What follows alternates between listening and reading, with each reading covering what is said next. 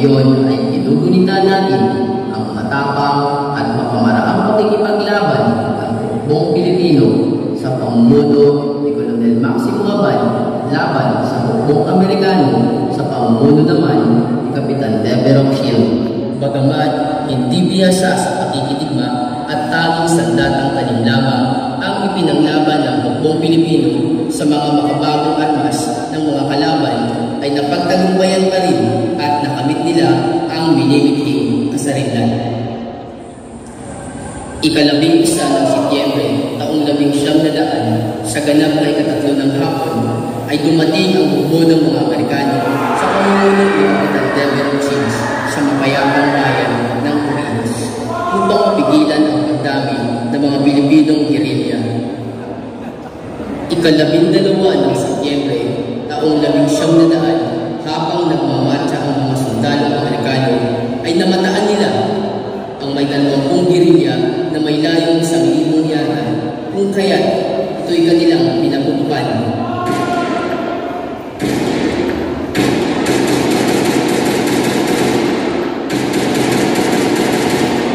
Naging hudyat ito upang magplano ang mga Pilipino sa pamumuno ni Colonel Maximo Abad na pag-usapan nila na ang pinakamagandang lugar ay ang Kambindol na mas kilala bilang Pulang Lupa para magapi ang mga Amerikanong mananakop.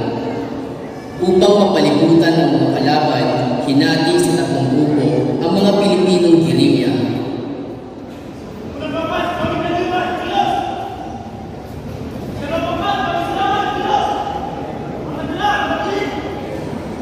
Ika-13 ng Setyembre, sa ganap na ika-5 at kalahati ng umaga, nagmarcha ang buong sandatahan ng Amerikano paakyat patungong Pulang Lupa. Ang mga Pilipinong gerilya ay naghihintay naman sa kanilang pagdaan upang isagawa ang kanilang plano.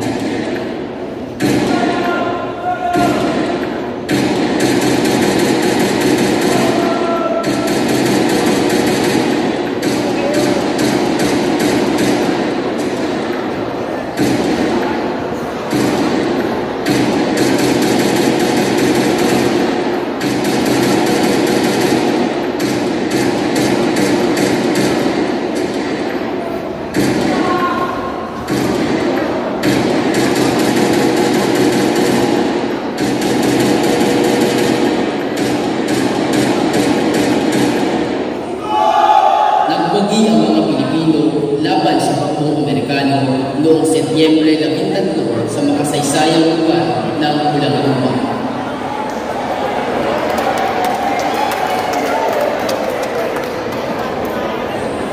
Makalipas ang isang buwan, noong ika-14 ng Oktubre, taong 1900, nagkaroon ng negosasyon ng mga matataas na opisyal ng mga Pilipino at Amerikano na nilang napagdesisyonan na palayain na ang mga bilanggong Amerikano na nabihag sa labanan sa Pulang Lupa. Maliit man ang isla ng Marinduque, ay malaki naman ang naging bahagi nito sa kasaysayan ng Pilipinas.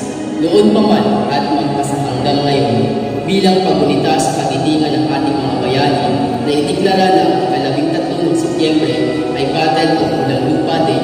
Ito ay naaayon sa bisa ng Batas Republika bilang 6,072 na inaprobahan ng dating Pangulong Corazon C. Aquino noong ika-10 ng Pebrero taong 1989. Ang lugar ng Pulang Lupa kung saan ginanap ang madugong labanan ay kinilala ng National Historical Institute bilang pambansang parke na ngayon ay atraksyon sa mga turista.